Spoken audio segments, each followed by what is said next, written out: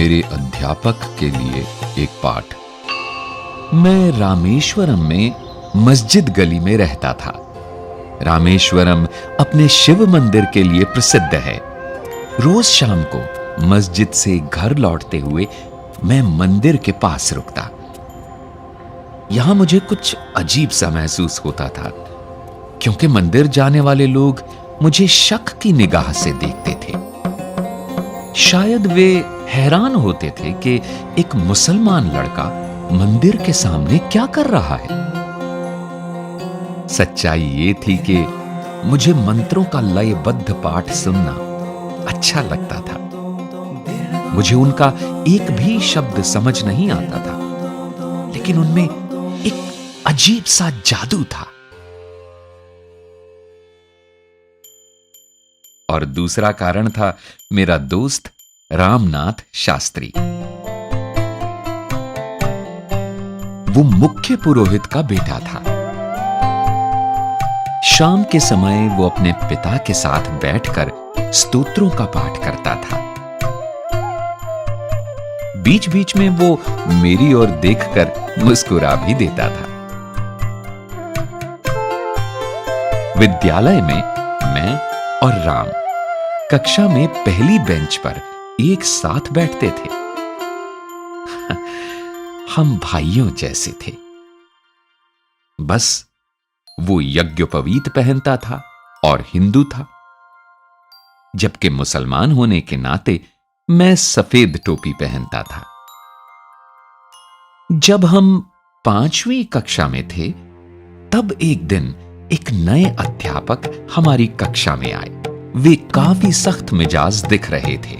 अपनी हथेली पर बेंत ठकठकाते हुए उन्होंने पूरी कक्षा का चक्कर लगाया। आखिर वे हमारे सामने आकर खड़े हो गए और चिल्लाकर बोले, ए सफेद टोपी वाले, तुम्हारी हिम्मत कैसे हुई पुरोहित के बेटे के पास बैठने की? चलो फौरन सबसे पिछली बेंच पर जाओ। मुझे बहुत बुरा लगा। रोनी सूरत लिए मैं अपनी किताबें लेकर सबसे पिछली बेंच पर जा बैठा। छुट्टी के बाद राम और मैं दोनों ही चुपचाप खूब रोए। हमें लगा कि हम कभी दोस्त नहीं रह पाएंगे। उस दिन जब मैं घर लौटा तो मेरी सूरत देखकर पिताजी बोले, तुम रो रहे थे? क्या हुआ बेटा? मैंने पूरी बात उन्हें बताई। उधर राम ने भी अपने घर में ये बात बताई। अगली सुबह राम दौड़ता हुआ हमारे घर आया और बोला, पिताजी ने तुम्हें फौरन हमारे घर बुलाया है। मैं बहुत डर गया। मुझे लगा कि अब मुझे और डांट पड़ेगी। राम के घर हमारे नए अध्यापक को देखकर तो मेरी जान ही निकल गई। राम के पिताजी ने सख्ती से अध्यापक जी से कहा, जो कुछ भी हुआ उसके लिए आपको कलाम से माफी मांगनी होगी। मुझे विश्वास ही नहीं हो रहा था कि मुख्य पुरोहित अध्यापक जी को मुझसे माफी मांगने को कह रहे थे। वे कह रहे थे, ईश्वर की दृष्टि में कोई बच्चा किसी से कम नहीं है। अध्यापक होने के नाते आपका कर्तव्य है कि आप अपने छात्रों को उनकी अलग अलग पृष्ठभूमियों के बावजूद मिलजुल कर रहना सिखाएं। अब से आप इस विद्यालय में नहीं पढ़ाएंगे। अध्यापक जी ने तुरंत उनसे क्षमा मांगी और मुझे गले लगाते हुए कहा, कलाम, मुझे बहुत अफसोस है कि मैंने तुम्हारा दिल दुखाया। आज मैंने जीवन का एक बहुत ही महत्वपूर्ण सबक सीखा है। राम के पिताजी ने जब देखा कि अध्यापक जी को सचमुच अपने किए पर खेद है, तो उन्होंने उन्हें विद्यालय में पढ़ाना जारी रखने को कहा। राम और मैं फिर से पहली बेंच पर बैठने लगे। हमारी दोस्ती आज भी बरकरार है।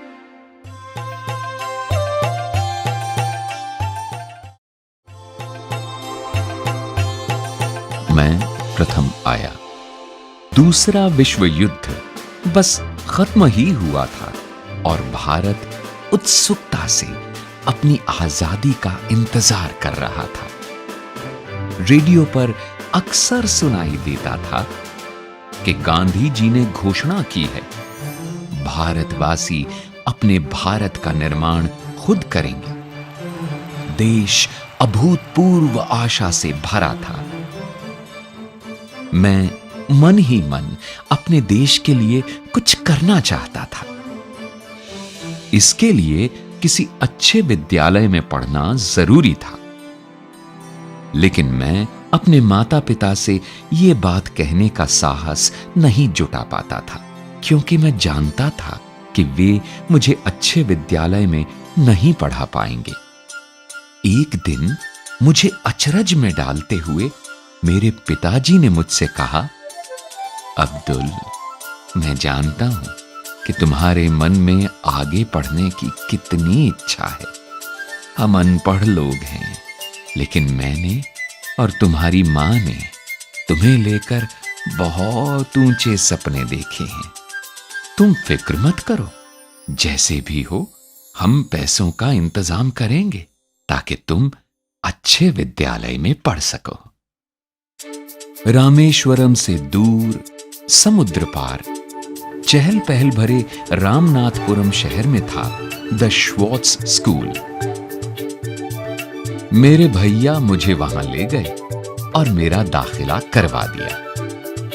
वो बहुत अच्छा विद्यालय था। उन दिनों आजकल की तरह बिजली के पंखे नहीं होते थे। मौसम गर्म और उमस भरा होता तो छात्रों को पेड़ों के नीचे बैठाकर पढ़ाया जाता। दूसरे विषय की कक्षा में जाने का मतलब होता था दौड़कर दूसरे पेड़ के नीचे जाना। एक दिन मैं जल्दी में गलत कक्षा में चला गया। वहां हमारे गणित के अध्यापक पढ़ा रहे थे। वे चश्मे में से मुझे घूरते हुए बोले, अगर तुम सही कक्षा नहीं ढूंढ सकते तो तुम इस विद्यालय में क्या कर रहे हो? तुम्हें तो अपने गांव लौट जाना चाहिए जहां से तुम आए हो। फिर उन्होंने मेरी गर्दन पकड़ी और पूरी कक्षा के सामने मुझे बेंत लगाए। मेरा दिल टूट गया। मुझे इस विद्यालय में भेजने के लिए मेरे परिवार ने बहुत त्याग किया था। कभी कभी मुझे घर की बहुत याद आती थी, लेकिन मैंने ठान लिया था कि मैं अपने परिवार का नाम जरूर रोशन करूंगा। उस दिन मैंने निश्चय कर लिया कि मैं सिर्फ अच्छा छात्र ही नहीं बनूंगा, बल्कि सबसे अच्छा छात्र बनूंगा। मैं दिन रात पढ़ाई में जुट गया। कुछ महीनों बाद जब परीक्षा का परिणाम आया तो मुझे गणित में पूरे अंक मिले थे। मैं उत्साह से भर उठा। अगली सुबह प्रार्थना के बाद मुझे दंडित करने वाले गणित के अध्यापक जी खड़े हुए और मुस्कुराकर बोले, मैं जिसे भी बेंत लगाता हूं वह महान बन जाता है। उनकी बात सुनकर सब लोग हंसने लगे। फिर अध्यापक जी ने पूरी बात बताई और मेरी ओर इशारा करते हुए बोले, मेरी बात याद रखना, एक दिन ये लड़का इस विद्यालय और अध्यापकों का मान जरूर बढ़ाएगा। अध्यापक जी की बात सुनकर मैं पहले हुए अपने अपमान की कड़वाहट भूल गया। उस सत्र के खत्म होने पर जब मैं अपने घर लौटा तो हमारे परिवार ने बहुत खुशियां मनाई। मेरी मां ने घर पर ही मिठाई बनाई और पिताजी ने पूरे रामेश्वरम में मिठाई बांटी। और उस दिन मुझे लगा कि मैं भी किसी लायक हूं। लेकिन अभी बहुत कुछ पाना बाकी था।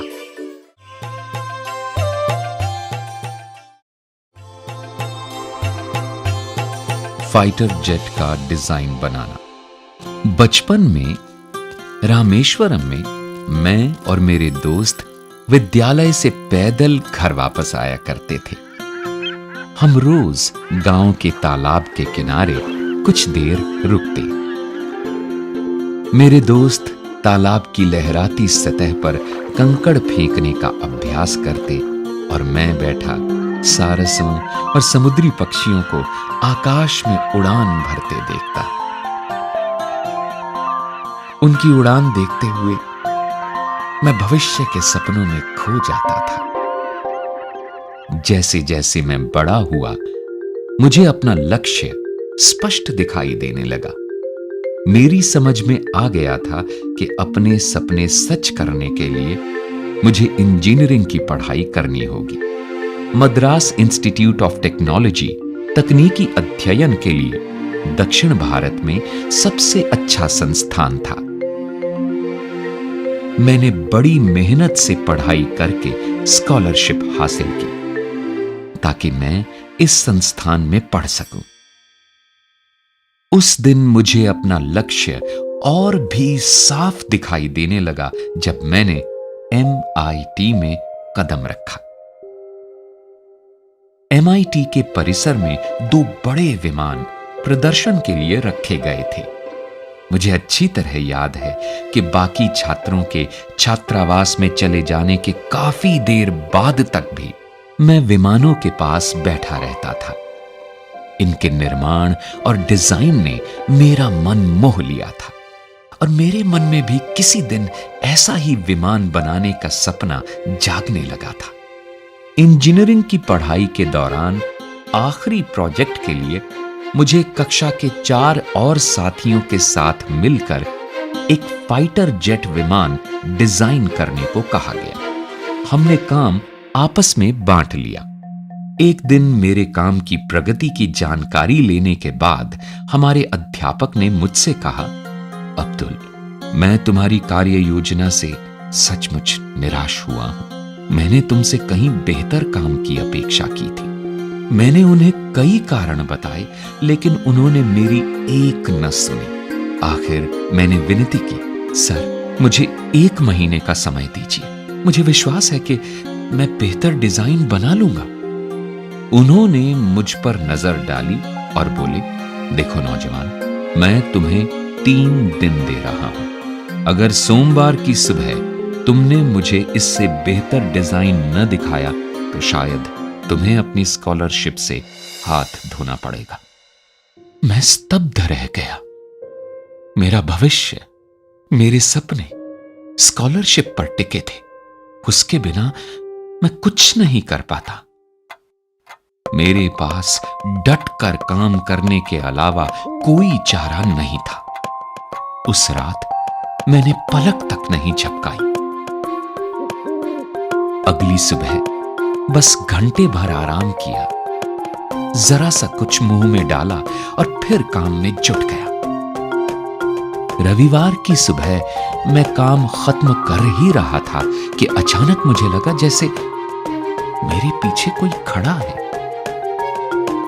मुड़कर देखा तो पाया मेरे अध्यापक मेरी ड्राइंग को बड़े ध्यान से देख रहे थे।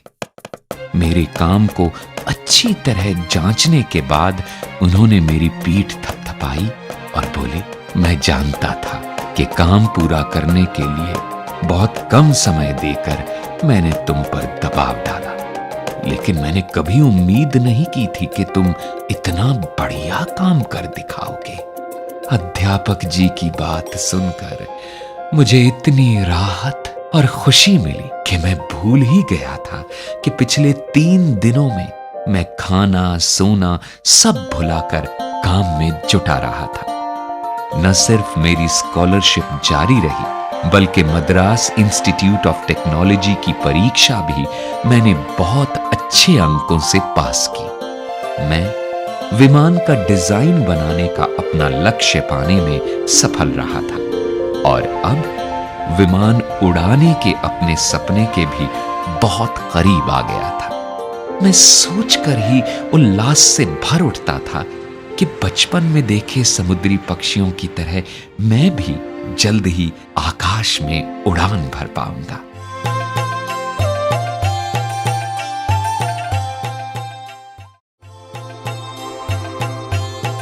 असफलता से सफलता की ओर आखिरकार प्रक्षेपण की घड़ी आ ही पहुंची।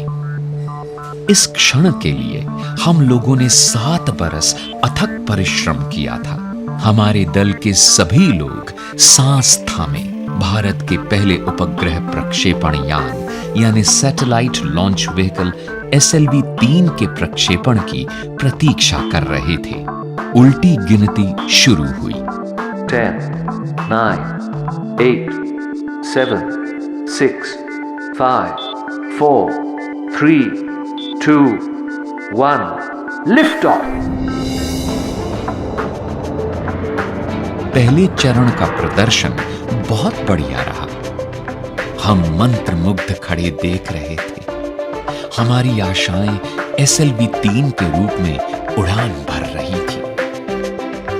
अचानक जैसे सपना टूटा, दूसरा चरण नियंत्रण से बाहर हो गया और 317 सेकंड बाद उड़ान समाप्त करनी पड़ी। पूरा ढांचा समुद्र में जा गिरा। हमारी आशाएं धराशायी हो गईं।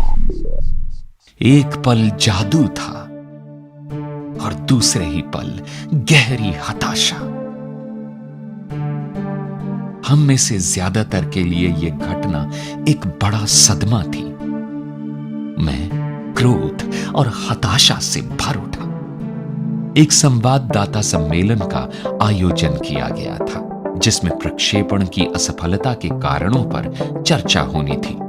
मैं SLV-3 की असफलता के लिए खुद को जिम्मेदार मान रहा था और मन ही मन डर से कांप रहा था। मैं जानता था कि संवाददाता सम्मेलन में मेरी और मेरे दल की खूब आलोचना होगी, लेकिन हमारे संगठन के अध्यक्ष प्रोफेसर सतीश धवन ने मुझसे माइक ले लिया और आत्मविश्वास के साथ सभी प्रश्नों के उत्तर दिए। उनके अविचलित रहने और विचारों की स्पष्टता से मैं सचमुच बहुत प्रभावित हुआ। प्रोफेसर धवन ने कहा, यह अभियान बहुत जटिल होते हैं। हमें पता लगाना होगा कि गलती कहां हुई, गलती ठीक करनी है और फिर निश्चित रूप से देखना है कि ऐसी गलती दोहराई न जाए। और फिर उन्होंने कहा, मुझे पूरा विश्वास है कि ठीक 1 साल के अंदर हम एक उपग्रह को सफलतापूर्वक पृथ्वी की कक्षा में स्थापित करने का लक्ष्य प्राप्त कर पाएंगे। उनके इस वाक्य ने मेरी बहुत हिम्मत बंधाई और मैं जोश से भर उठा। पिछले सप्ताह भर मैं नाम मात्र ही सोया था। मैं सीधा अपने कमरे में गया और बिस्तर पर जा गिरा। ठीक 1 साल बाद 18 जुलाई 1980 को एक बार फिर पूरे देश की निगाहें हम पर थी। भारतीय अंतरिक्ष कार्यक्रम का भविष्य बदल देने वाले प्रक्षेपण की घड़ी आ पहुंची थी। तड़के ही SLV-3 ने उड़ान भरी।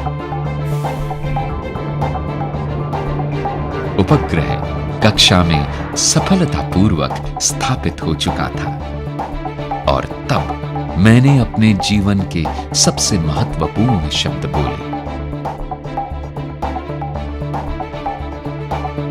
Mission director calling all stations. सभी चरण सफलतापूर्वक पूरे कर लिए गए हैं और उपग्रह रोहिणी अब अपने ग्रह पथ में है। चारों ओर से उल्लास भरी आवाजें उठने लगी। जब मैं इमारत से बाहर निकला तो मेरे सहकर्मियों ने मुझे कंधों पर उठा लिया और जुलूस बनाकर प्रक्षेपण स्थल की ओर ले चले। वो मेरे जीवन का सबसे गर्व भरा और सबसे सुखद क्षण था।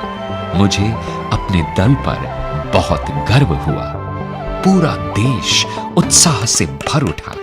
भारत उपग्रह प्रक्षेपित करने की क्षमता से संपन्न देशों के छोटे से समूह में शामिल हो गया था। हर अखबार के पहले पृष्ठ पर उपग्रह के सफल प्रक्षेपण की खबर थी। एक बार फिर संवाददाता सम्मेलन हुआ। मैंने प्रोफेसर धवन से अनुरोध किया कि संवाददाता सम्मेलन वे ही संबोधित करें, लेकिन इस बार उन्होंने माइक मेरी ओर करके मुझे ही प्रश्नों के उत्तर देने दिए। उन्हें पता था कि इस परियोजना पर मैंने कितना श्रम किया है और उन्हें लगा कि प्रश्नों के उत्तर मुझे ही देने चाहिए। उस दिन मैंने सीखा कि दल का नेता अपने दल का मार्गदर्शन कैसे करता है। वो असफलता का दोष खुद लेकर सफलता का श्रेय अपने दल को देता है। मैंने मन ही मन सोचा कि काश किसी दिन मैं भी ऐसे ही अपने दल को प्रोत्साहित कर पाऊं।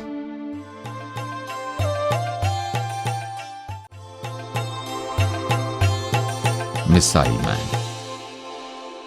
अखबारों में अग्नि मिसाइल की बार बार असफलता और उसके परीक्षण में हो रही देरी की काफी चर्चा थी। अंतरिक्ष विज्ञान के क्षेत्र में ऐसी देरियां होती ही रहती हैं, लेकिन देश ये बात समझने को तैयार नहीं था। अपनी समस्याएं हमें खुद ही सुलझानी थी। लोग अपने अपने ढंग से देरी का मतलब निकाल रहे थे। अमूल के एक विज्ञापन में तो हंसी हंसी में यहां तक सुझाव दे डाला गया कि अग्नि को चलाने के लिए उन्हें अमूल मक्खन का इस्तेमाल ईंधन के तौर पर करना चाहिए। परीक्षण में देर होने के कारण अखबार हाथ धोकर हमारे पीछे पड़े थे और बार बार की असफलता से मेरे दल का मनोबल टूट चुका था। मुझे वे अनेक अवसर याद आए जब हमारे दल के नेताओं ने हमारा मनोबल बढ़ाया था। मैंने सोचा कि क्यों ना मैं भी ऐसा ही कुछ करूं। मैंने एक सभा आयोजित करके अपने दल के 2000 सदस्यों को संबोधित किया। हमें एक महान अवसर दिया गया है। सभी बड़े अवसरों के साथ बड़ी चुनौतियां भी जुड़ी होती हैं। हम हिम्मत नहीं हार सकते। हमारे देश को हमसे कम इतना तो मिलना ही चाहिए। मैं बात खत्म कर ही रहा था कि अनायास मेरे मुंह से निकला, मैं वादा करता हूं कि अगले परीक्षण में अग्नि का प्रक्षेपण सफल रहेगा। मेरा दल अचानक ऊर्जा से भर उठा। नए जोश से भरकर मेरे दल ने जबरदस्त इच्छा शक्ति दिखाते हुए बड़ी लगन से काम किया। आखिर प्रक्षेपण की तारीख 22 मई 1989 तय हुई। सेना के जनरल और रक्षा मंत्री जैसे गणमान्य व्यक्ति प्रक्षेपण देखने आए। प्रक्षेपण से पहली रात हम पूर्णिमा की चांदनी में दमकते समुद्र तट पर सैर के लिए गए। गरजती लहरें चट्टानों से टकरा रही थीं। हम सभी के मन में यह प्रश्न घुमड़ रहा था कि क्या कल अग्नि का प्रक्षेपण सफल रहेगा, लेकिन इस बारे में कोई भी कुछ बोलना नहीं चाहता था। आखिर रक्षा मंत्री ने चुप्पी तोड़ी और मुझसे पूछा, कलाम, कल हमें अग्नि की सफलता की खुशी कैसे मनानी चाहिए? तुम्हारी क्या इच्छा है? प्रश्न सरल था, लेकिन मैं तुरंत उसका उत्तर नहीं दे पाया। सोचने लगा कि मुझे क्या चाहिए। मेरे पास क्या नहीं था। और तभी मुझे एक ख्याल आया। मैंने कहा, हमें अपने शोध केंद्र में 1 लाख पौधे रोपने हैं। रक्षा मंत्री का चेहरा चमक उठा। उन्होंने गदगद होकर भविष्यवाणी की, अग्नि की सफलता के लिए धरती माता तुम्हें आशीर्वाद देगी। कल हमें सफलता जरूर मिलेगी। अगले दिन सुबह 7:10 पर अग्नि का प्रक्षेपण हुआ, एकदम बाधा रहित और त्रुटिहीन। यह बिल्कुल ऐसा ही था जैसे कोई बुरे सपने के बाद जागे और पाए कि उज्जवल सवेरा उसका स्वागत कर रहा है। विभिन्न कार्य केंद्रों पर 5 वर्षों तक लगातार चले काम का अच्छा परिणाम मिला था। कुल 600 सेकंड की सुंदर उड़ान ने हमारी सारी थकान को पोंछ डाला।